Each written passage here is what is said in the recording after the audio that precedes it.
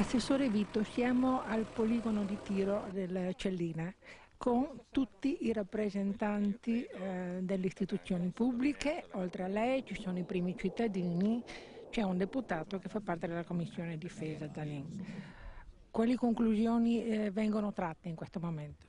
Ma diciamo innanzitutto che oggi era importantissimo essere qui coinvolgendo tutti i primi cittadini, perché era secondo me fondamentale fare un sopralluogo, e quindi anche ringrazio chiaramente per la collaborazione le forze qui militari, perché chiaramente ci hanno diciamo, assolutamente facilitato nel sopralluogo. Altrettanto importante è stato anche che il personale di ARPA oggi ha fatto, concomitante alla nostra visita, proprio un'attività di campionatura, no? Quindi abbiamo visto come anche l'approccio corretto, scientifico al problema viene svolto nel migliore dei modi.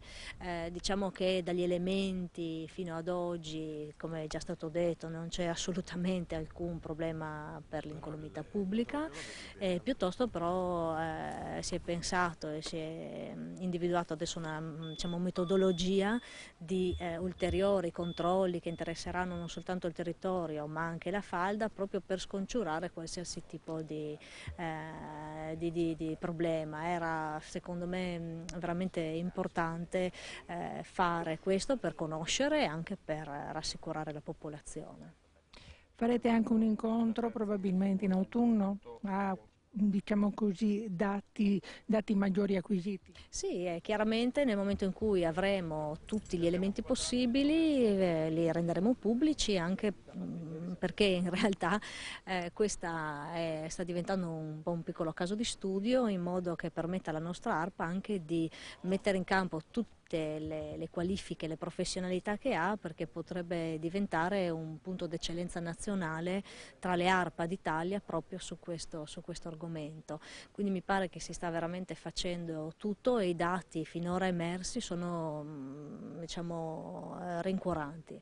È importante però continuare nei prossimi mesi a continuare a fare queste campionature, proprio perché ci sia un insieme di dati il più attendibile possibile, il più articolato possibile. Quindi mi sembra che oggi il bilancio non può che essere assolutamente molto positivo. Generale Polli, i primi cittadini del territorio l'hanno ringraziato, hanno ringraziato lei e l'Ariete per l'aiuto che avete prestato ai tecnici dell'ARPA e per la collaborazione che state dando. Che cosa avete fatto e che cosa state facendo? Ma come ha detto giustamente lei, la collaborazione è praticamente quotidiana. C'è un sostegno reciproco tra noi e l'ARPA e le istituzioni locali, in maniera tale che la problematica cellina non venga mai disconosciuta o messa in secondo piano. Si può dire che con ARPA abbiamo un rapporto, come dicevo prima, quotidiano e come si può vedere anche i mezzi militari che ci circondano sono testimonianza che tutte le volte che l'ARPA viene a fare i rilevamenti qui sul territorio sono accompagnati da noi per tutto il sostegno logistico e di altro genere che possiamo dare. Avete anche circoscritto una zona ben più ampia di quelle interessate? Beh, originariamente la zona era stata circoscritta in abbondanza.